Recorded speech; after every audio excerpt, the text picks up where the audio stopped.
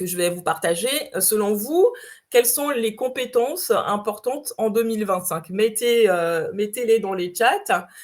Si vous êtes là et si vous m'entendez bien, n'hésitez pas à mettre ces compétences-là dans le chat. Et ensuite, je vais vous partager celles qui sont répertoriées par le Forum économique mondial.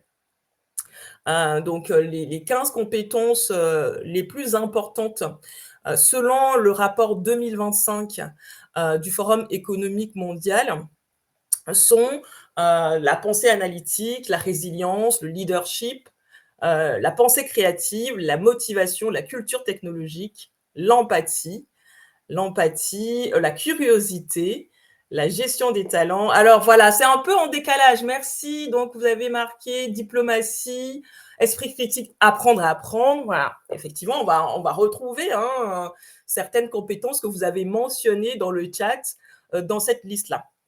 Donc, en fait, il s'agit de compétences listées par le Forum économique mondial qui questionne et étudie, analyse les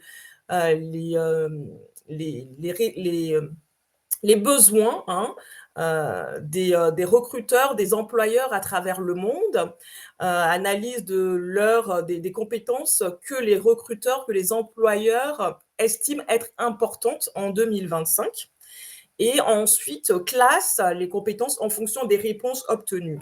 Donc là, c'est sur un panel de de mémoire, plus de 1000 employeurs à travers le monde.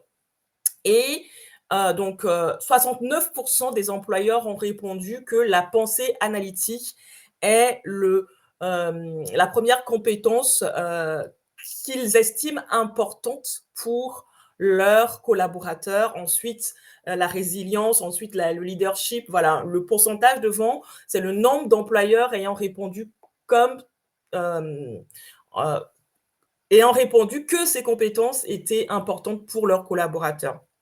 Et ça, bien sûr, c'est en fonction des domaines, mais c'est les 15 premières qui sont ressorties. Dans ces compétences, on peut voir, donc j'ai mis en bleu les compétences qui sont transversales, c'est-à-dire qu'elles peuvent être utilisées dans quasiment tous les métiers. On en a besoin plus ou moins dans différents métiers. Et les compétences qui sont en noir, ce sont des compétences plus techniques, qui vont être plus spécifiques à un métier donné. Et donc là, aujourd'hui, nous, on va faire plus un focus sur les compétences transversales parce que c'est d'elles qu'on va avoir plus besoin puisque les métiers vont évoluer.